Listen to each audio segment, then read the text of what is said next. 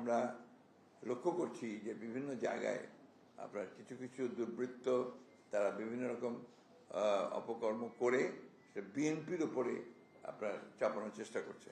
আমরা খুব স্পষ্ট ভাষায় বলে দিতে চাই, যেটা আগেও বলেছি আবারও বলছি, যে কোন রকম দুর্বৃত্তায়নের সঙ্গে বিএনপি বা বিএনপি অঙ্গ সংগঠন নেতাকর্মীরা জড়িত নয়।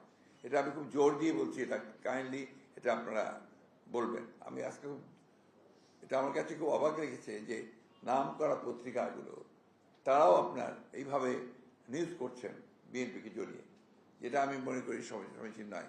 একজন দুজন ব্যক্তি বা কোনো ব্যক্তিরা যদি তারা এ ধরনের কোনো অপকর্ম করে, বিএনপির ব্যানার দিয়ে তো করে না, ব্যক্তিগতভাবে করে যদি করে থাকে, এবং সাথে সাথে এগুলোর বিরুদ্ধে ব্যবস্থা নেওয়া হচ্ছে। আপনারা নিশ্চয়ই দেখেছেন পত্র পত্রিকায় গেছে আমাদের প্রায় 56-57 জন নেতা যারা জড়িত ছিল কর্মী, তাদের বিরুদ্ধে কিন্তু সাংগঠনিক